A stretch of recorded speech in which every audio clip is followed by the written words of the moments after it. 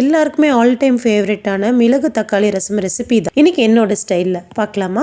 ஒரு பெரிய நெல்லிக்காய் அளவு புளியை தண்ணியில் சேர்த்துக்கோங்க. அது நல்லா ஊறட்டும். கூடவே 1 ஸ்பூன் மல்லி, 1 ஸ்பூன் சீரகம், 3/4 ஸ்பூன்லேருந்து 1 ஸ்பூன் மிளகு உங்கள் காரத்துக்கு ஏற்ற மாதிரி, கருவேப்பிலை, உப்பு, ஒரு பச்சை மிளகாய் எடுத்திருக்கேன். பாதி பச்சை மிளகாய் அரைக்கிறதுக்கும் பாதி பச்சை மிளகாய் தாளிக்கிறதுக்கும் சேர்த்துக்கலாம். இதை நல்லா கொரப்பா அரைச்சி எடுத்துட்டு வந்துடலாம். கூடவே ஒரு 6லேருந்து 7 பல்லு பூண்டு சேர்த்துக்கோங்க. நான் பூண்டு கொஞ்சம் எக்ஸ்ட்ரா சேர்த்துவேன். நல்லா கொரப்பா அரைச்சதும் ஊற வச்ச புளி கூடயே சேர்த்துக்கோங்க.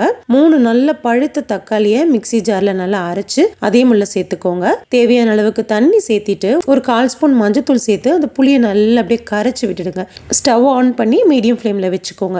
இந்த அளவுக்கு நல்லா நுரக்கட்டி வந்ததும் கை நிறைய கொத்தமல்லி தலை தூவி மூடி அப்படியே இறக்கி வச்சிடுங்க. சிம்பிளான ஒரு தாளிப்பு. 1 டேபிள் ஸ்பூன் எண்ணெய், கடுகு, வரமிளகாய், பச்சை மிளகாய், கருவேப்பிலை, கொஞ்சம் பெருங்காயம் சேர்த்து தாளிச்சுக்கோங்க. ஒரு 1/2 ஸ்பூன் பக்கம் சாம்பார் பொடி சேர்த்து பாருங்க. டேஸ்ட் வேற லெவல் இருக்கும். இது எல்லாத்தையும் நல்லா தாளிச்சு அந்த ரசத்துல கொட்டிட்டு அப்படியே மூடி வச்சிடுங்க. ரொம்ப ரொம்ப டேஸ்டியான, அதே டைம் ரொம்ப சிம்பிளான என்னோட ஸ்டைல் மிளகு தக்காளி ரசம் ரெடி. அட்டகாசமான இந்த மிளகு தக்காளி ரசம் ரெசிபி கண்டிப்பா ட்ரை பண்ணி பாருங்க. சூப்பரா இருக்குக்கா அப்படின்னு சொல்லுவீங்க.